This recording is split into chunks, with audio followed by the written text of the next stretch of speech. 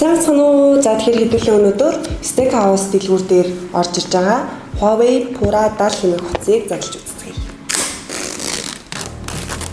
За энэ загвар нь болохоор 24 онд гарч ирсэн шинэ загвар юм билээ. Өмнөх Huawei-ийн утаснуудыг бодох юм бол IP68 гэдэг тоос шорооны хамгаалттай. Ямар гоё цэвэрхэн юм те.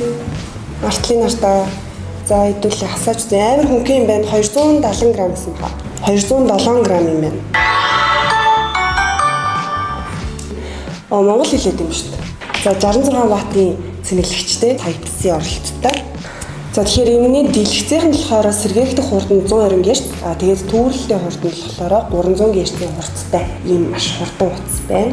За тэгээд Huawei-ийн утаснуудын ерөнхийдөө олныг давуу тал нь камер маш сайн байдаг. Тэгээд энэ хүү шинээр гарсан энэ Pura 70 утсан дээр болохоор мэргэжлийн камерыг ерөнхийдөө утсан дээр суйрлуулж өгсөн гэдгээр бас нэлээд давуу талтай гарч байгаа шинэ утсан билээ. За тэгэхээр ардаа болохоор хослсон 3 камертайгаа 50 мегапиксел, 12, 13 мегапиксел, 125 мм-ийн телефото линзтэй.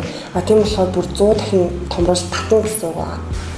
За ингэж гарч байна. Дээрээс нь нэг портрет авах, дээрээс нь бүр нэг wide эм зураг авах. Тэгээд мөн шөнийн камертай байна. Супер макро гэдэг бас юм тохиргоо байд юм байна. Энэ болохоор бүр юм нарийн ямиг авах. Тэгээд бүр ингэж ойртуулж нарийн ямиг авах чадвартай юм байна. За энэ хүү Huawei Pura 70 хэмээх утас нь 12 ГБ-ийн шуурхай санах хойтой, 256 ГБ-ийн багтаамжтай. Тэгээ манай Steakhouse дэлгүүр дээр хар болон цагаан үнийн сонголттой ор ирсэн байгаа. Тэгээд үнийн хувьд хэм бол 2,799,000 төгрөгийн үнэтэй.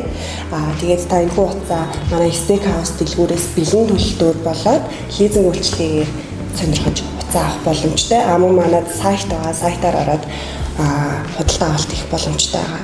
За энэ манай Steakhouse дэлгүүр дээр Huawei брендийн утаснууд маш олон төрлөөрөө ирсэн байгаа учраас та бүхэн манай дэлгүүрүүд дээр ирээд үзүүлэнгийн загваруудыг хараад хүссэн утсаа худалдаа авах боломжтой. Мөн манай пэйж утас руу ороод эсвэл сайтаар ороод мэдээллүүдийг хэрэггүй авах боломжтой шүү.